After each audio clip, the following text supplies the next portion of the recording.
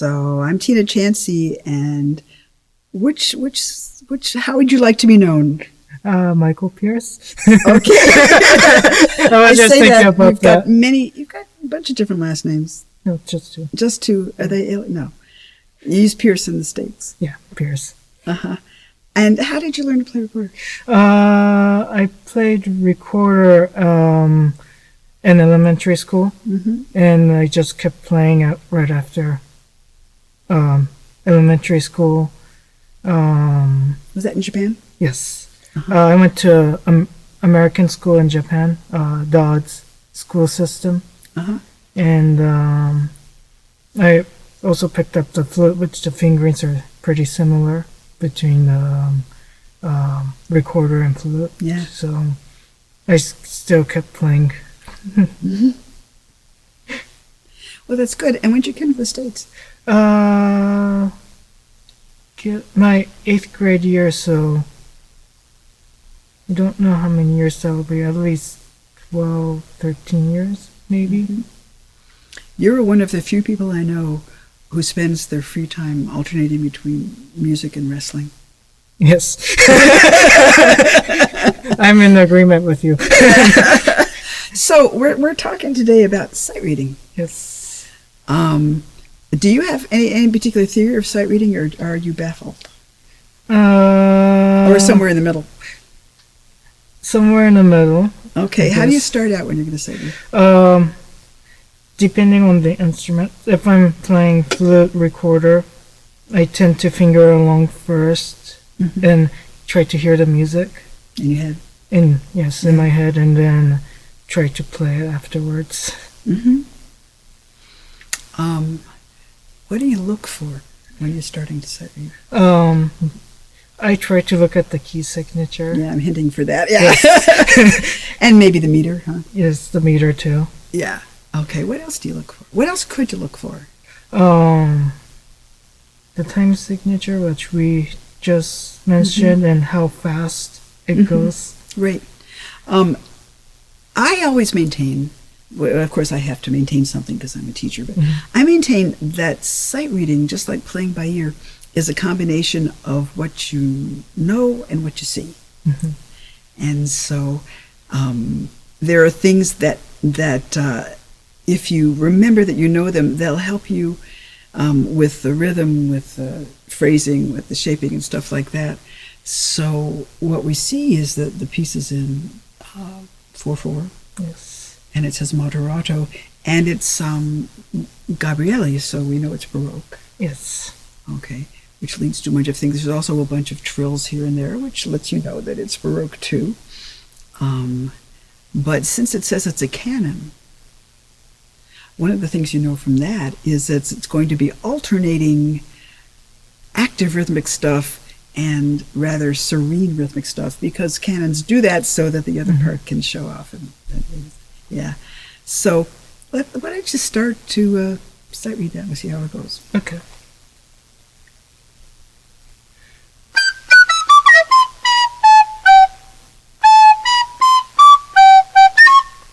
Sorry. Okay. If I were you, the first thing I'd do is slow down. Yes. Okay.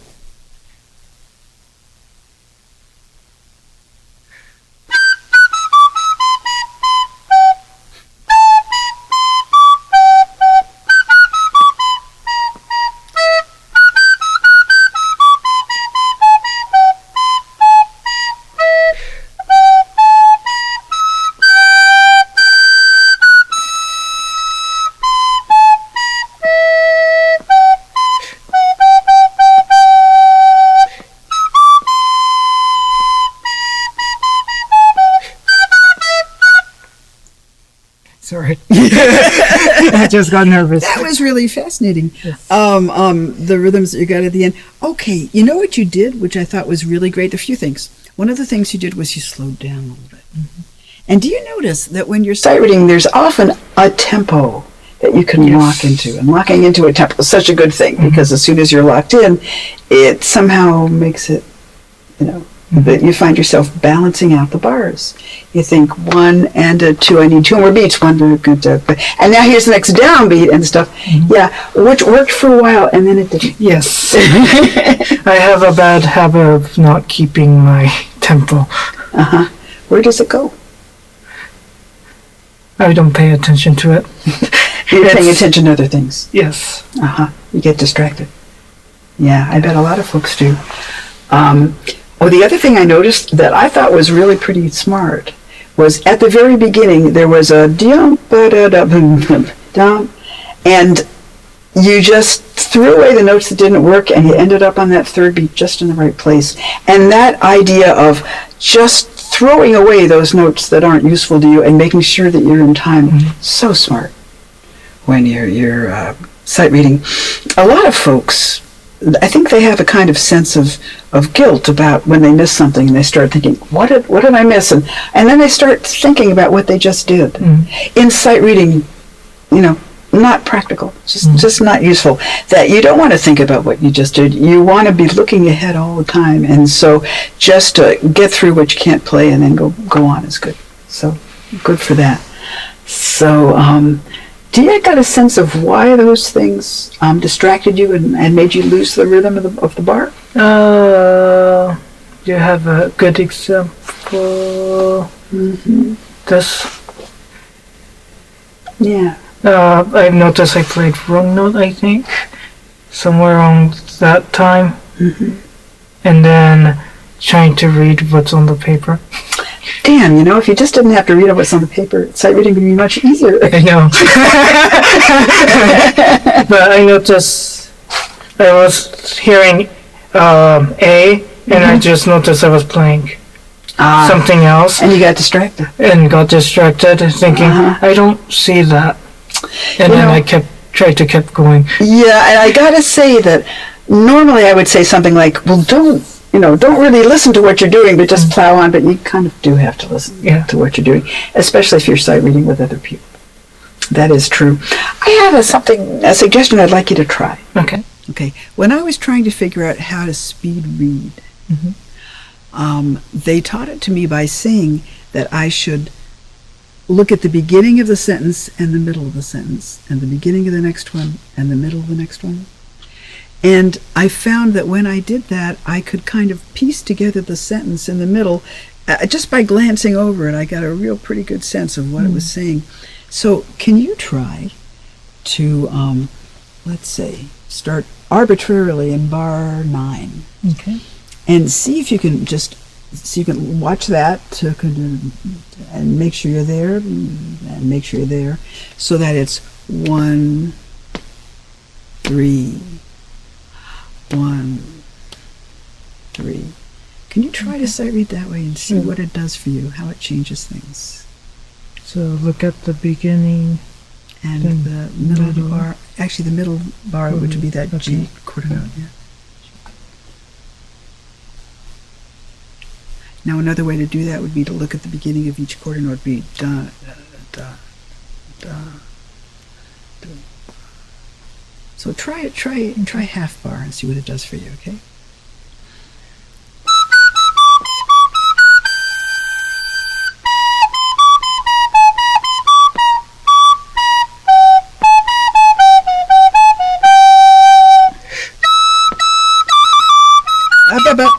Okay, so here we are, and those are quarter notes. Yep.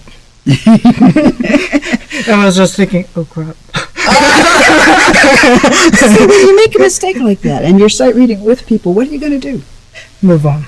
Yeah. Yes. Yes, but you can't move on too fast because you just made the bar twice as fast. Yes. Yes.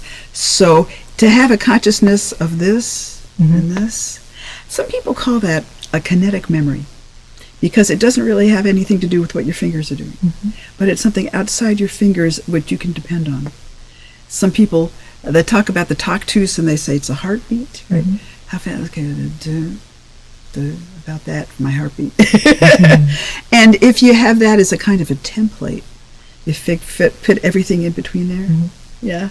So if you can remember that da, and then the middle of the bar is there, try that again. Start here. Try to keep conscious of that middle bar.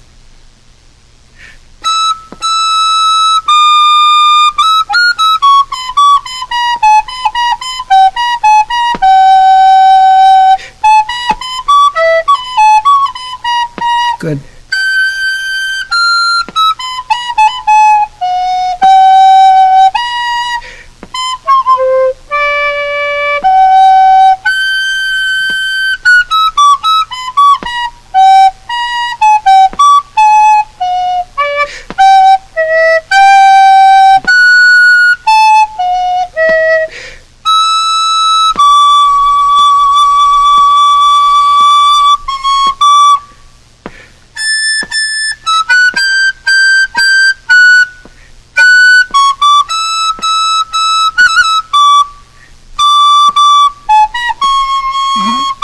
Yeah, stop here for a second. Hey, that worked better. Yes. Cool.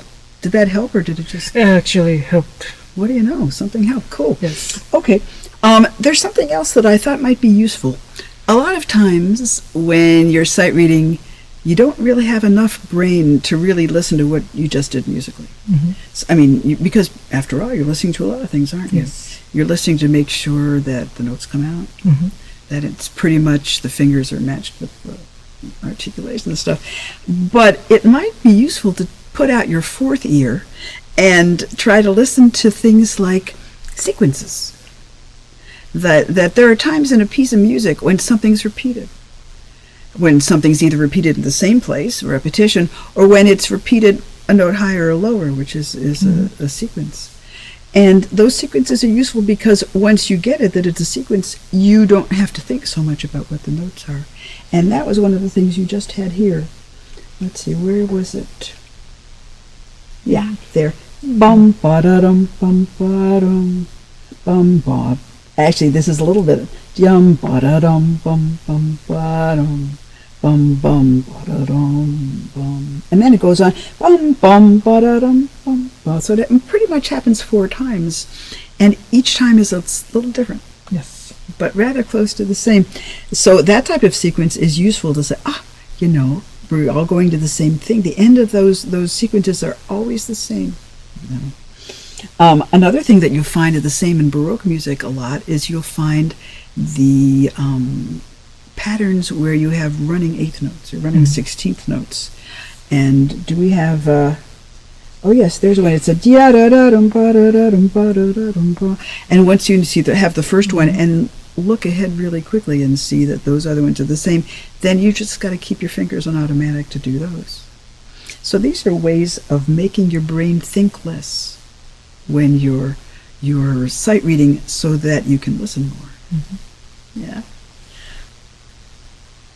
I'm looking, I can see them everywhere. Here's one thing that goes ba ba ba bum, ba ba ba bum, ba ba ba ba da da da dum, ba ba ba bum. And then it has something that's a sequence. Yeah. Bum ba da da da da da da dum ba da da dum ba da dum bum. So useful. So in Baroque music, these sequences and these repetitions can be very useful when you're trying to sight read. Yeah, let's find something harder. So here's a piece that I thought we'd try. It's a piece by François Couperin, and it's a pastorelle. Okay, what's the meter? 6/8. Okay, what's the key? It's key of C. Looks like it. Yes. Okay, it has some silly articulations you might or might not want to use. It has a bunch of phrasings. It has no ornaments at all, which is kind of weird if this is French Baroque music, huh? We'll talk about that. Okay, give it a try. Okay. And it says andante tranquillo, which means slow. Okay. Too fast. Okay. Yadum, bum, bum.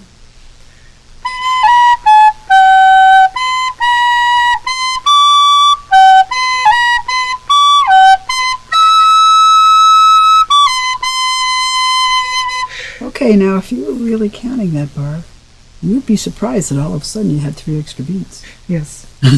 I was just thinking about that. So we should go back to using that bar template. Yes. Okay, great. Okay, also, How about a little bit more breath? Okay. Okay. Pretend that you're not nervous at sight reading in front of people. Okay. Okay.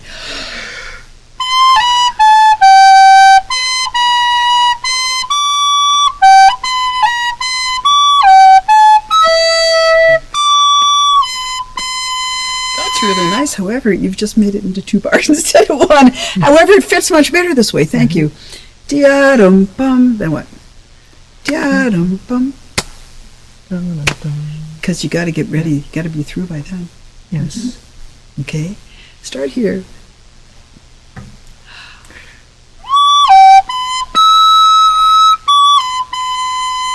Yeah, but that counting just went out to lunch. Yes. I went out and had a hamburger. So, dia-dum. Sing it for me.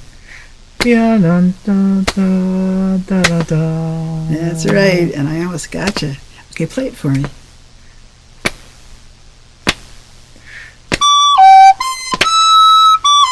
That's right, go on.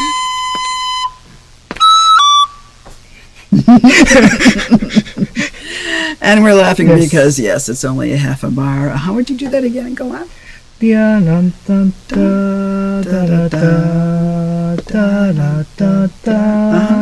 Great.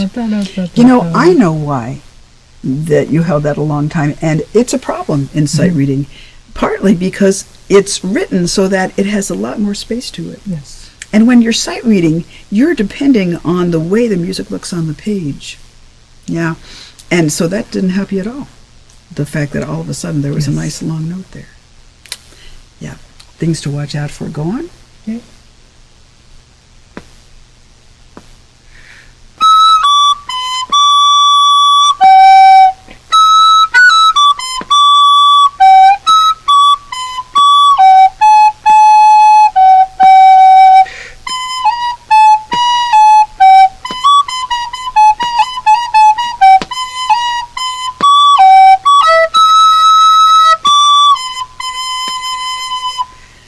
I did it again.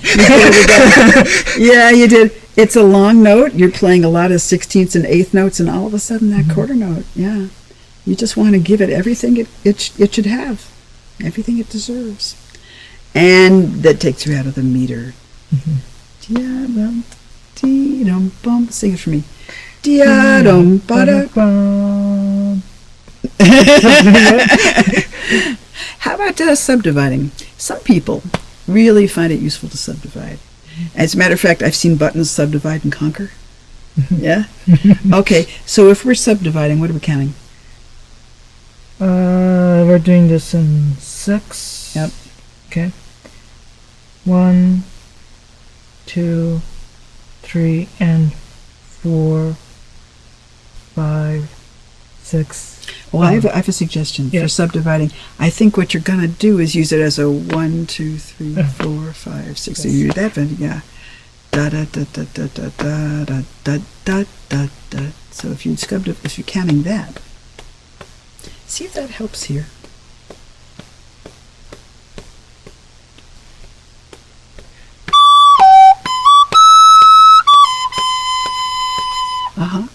Now, I know we've done it a few times, but subdividing also, it can't hurt because you have to have 6 beats in the bar, and that's all you get.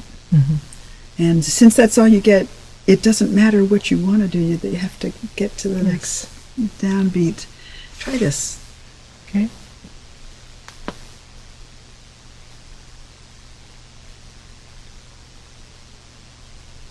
Okay. So this is key of G. 4/4. Yeah.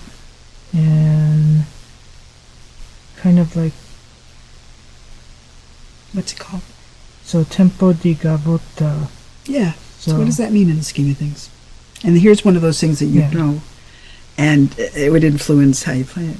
So kind of almost like a dance? You bet. Yeah, you know, most instrumental pieces are either dances or songs. So in this case, which is so totally oversimplifying, but I think that's a nice way to think of it. So yeah, a gavotta is a dance. It's a duple dance, and it's a dance where you'd have a pickup of 2 quarter notes, da, da, dee. So that gives you some idea of how you might play it tempo-wise. Okay, try. So do you want to count quarter notes, or do you want to count half notes? probably, I guess that's called quarter notes, I'm sorry. Mm-hmm. Yes, Quarter notes? Yeah. Okay, how about those for your quarter notes? Okay, give it a try.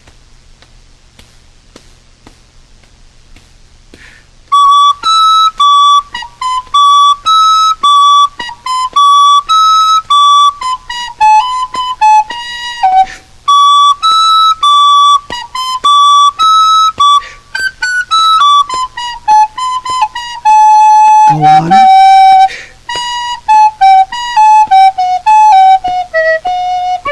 Boom, boom, boom, ba da ba ba ba da ba ba boom.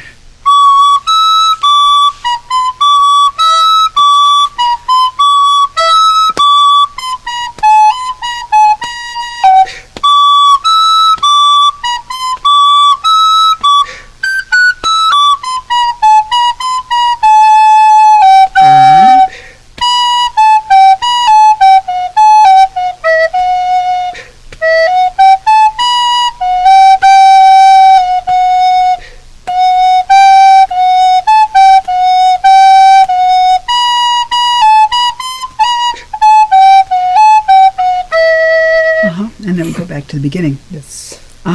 Not particularly hard rhythmically. The form, what is it? Can you tell? When you say form, I see eighth notes, then goes to 16th. Yeah, but form is even bigger than that. Okay. Form says what's happening in the piece, how's it organized? Because, well, what are the various ways you can organize a piece? A Baroque piece, you can go straight through, Yes. okay? But a lot of times when you go straight through, you've got an A section, a beginning section, and then you've got something different in the middle. And a lot of times it goes back to the A. Okay. And that if I were going to use schematics for that, I'd do A, B, A. Yeah? So in this case, you've got your basic idea, Yes. and then you've got something different. And then, you know what? You go back to the basic idea, and then you've got something different. Yes. And then it says the capo al fine, which means you go back to the basic idea. What's it called? This is a trick question. No, it's not a trick question, actually. I'm not sure. Not familiar with that? It's called a rondo. So that means you've got A section, a B section, an A section, a C section, an A section. And that C section is E minor. That's this one. Mm-hmm. So knowing that, you know that if you remember that stuff at the beginning, it's right there at the end, and you can do it again, which again minimizes how much your brain has to work. And your brain will thank you for that. You do this version. It's a little lower. Okay. Okay, what do you see? First I saw it's by the dancing master. Yeah. So it's a dance. Uh-huh. And it's key of C in 3/4. Ah, it's a key of C, and what's the final note? Final note is an A, so probably A minor. Probably. You say that slowly. Trying to remember my minors. Ah, that's a good one. Yes, it's probably an A minor. Not only does it starts an A in the bass here, and there's a lot of G sharps, you bet. Though, you know, I've seen this tune without the G sharps, still on A, and it makes it more amodal. But we won't go into that right now. Okay, yes, and it's in 3. Okay, can you play it with the repeats? Sure. Thanks.